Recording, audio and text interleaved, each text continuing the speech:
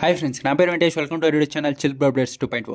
First వీడియోకి like కొట్టండి, అలాగే ఐపటన్ మీద ప్రెస్ చేయండి. సబ్స్క్రైబ్ చేయకపోతే సబ్స్క్రైబ్ చేయండి. ఇంకొచ్చేసి మార్నింగే నామినేషన్ లిస్ట్ చెప్పా, కానీ ఇప్పుడు తంజాకి అయితే 2 పవర్లు ఇచ్చారు. ఆ పవర్స్ ఏంటి, ఆ పవర్స్తో ఏం చేసింది, అలాగే ఎవరు నామినేట్ చేశారు, ఈ వీడియోలో తెలుసుకుందాం. ఫస్ట్ వచ్చేసి తనుజాకి ఒక పవర్ అయితే ఇచ్చారు బిగ్ బాస్. అదేంటంటే తనుజ ఎవరికి ఎక్కువ నామినేషన్ చేయొచ్చు, ఎవరికి తక్కువ నామినేషన్ చేయొచ్చు, తనుజానే డిసైడ్ చేయాలి.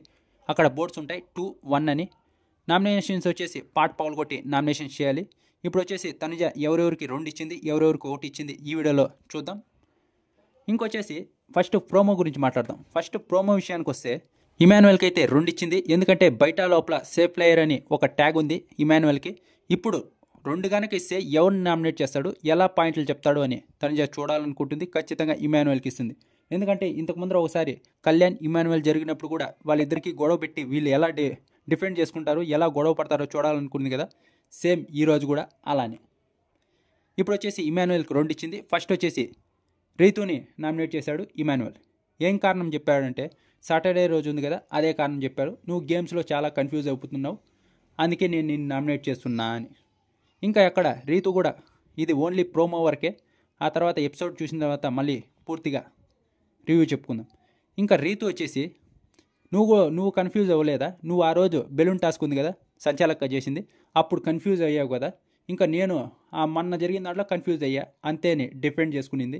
ఇంకా ఆ తర్వాత నువ్వు వచ్చేసి గేముల్లో ఎక్కడో కొంచెం తక్కువ పర్ఫార్మెన్స్ చేసినట్టు ఉంది అని మళ్ళీ ఇమాన్యుయల్ అన్నాడు. ఇక్కడైతే ఖచ్చితంగా 100% ఎఫర్ట్స్ పెట్టి రీతు ఆడుతుంది. గేముల్లో ఎక్కడా తక్కువ చేయలేదు. అక్కడ ఉన్న కంటెస్టెంట్స్లో అందరిలో లేడీగా ఎవరన్నా బాగా ఆడుతున్నారంటే అది రీతునే నేను చెప్పగలను. చాలా అంటే చాలా బాగా ఆడుతుంది.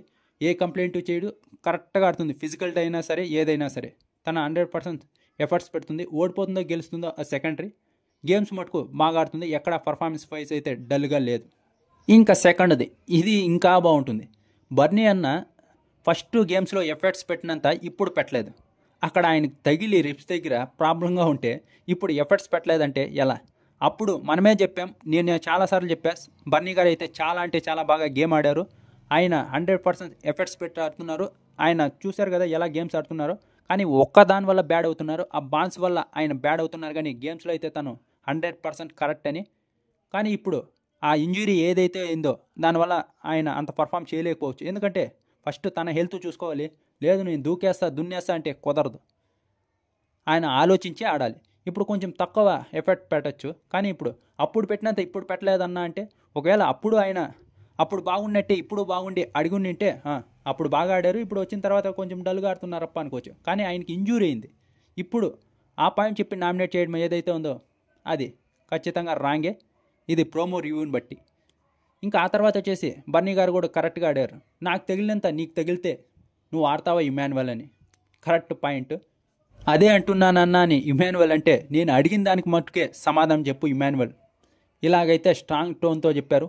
ఇలాగే ఉంటే ఖచ్చితంగా నేను చెప్పాను కదా ఫస్ట్లో ఆయన గేమ్స్ ఆడడం బట్టి ఆయన కమాండింగ్ బట్టి టాప్ 5లో ఉంటాడని. ఇప్పుడు కూడా ఏం తీర్పులేదు. బాగా గనక గేమ్స్ ఆడి ఇంప్రూవ్ అయితే ఇలాగే అందరి మీద ఏదన్నా అతని మీద బ్లేమ్ వేసినప్పుడు స్ట్రాంగ్గా డిఫెండ్ చేసుకుంటే ఖచ్చితంగా టాప్ 5లో ఉండే క్యాండిడేట్ బర్నీ గారు.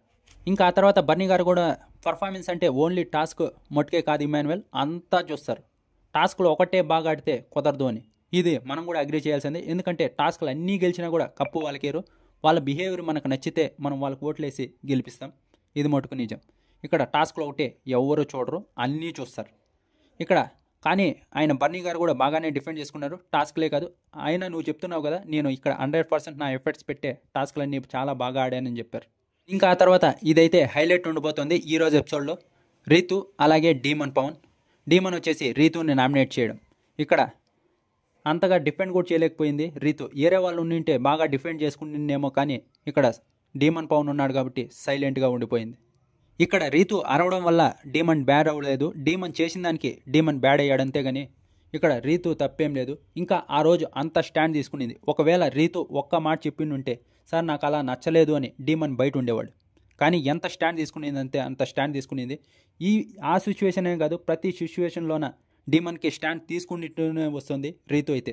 ఎవరన్నా బిగ్ బాస్లో డీమన్ జెన్యూనా రీతు జెన్యూనా వాళ్ళ బాండ్లో అంటే నేను రీతు జెన్యూన్ అనే చెప్తా. ఎందుకంటే అంత సపోర్ట్ చేస్తూ వస్తుంది. ఇక్కడ తంజా కోసం కళ్యాణ్ ఎలాగైతే సపోర్ట్ చేస్తాడో డీమన్ కోసం రీతు కూడా అలాగే సపోర్ట్ చేస్తుంది. ఏమీ ఆలోచించదు, డీమన్కి సపోర్ట్ చేస్తూనే ఉంటుంది. కానీ ఇక్కడ డీమన్ రీతునే తప్పుపడుతున్నాడు.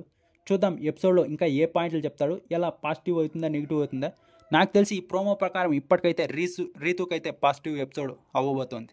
ఇక్కడ డీమన్ స్టాండ్ తీసుకోవడానికి ట్రై చేశాడంట. చాలా సిచ్యువేషన్స్లో స్టాండే తీసుకోలేదు రీతు కోసం. ఇక్కడ ప్రతి సిచ్యువేషన్లోన రీతు డీమన్ కోసం స్టాండ్ తీసుకునింది.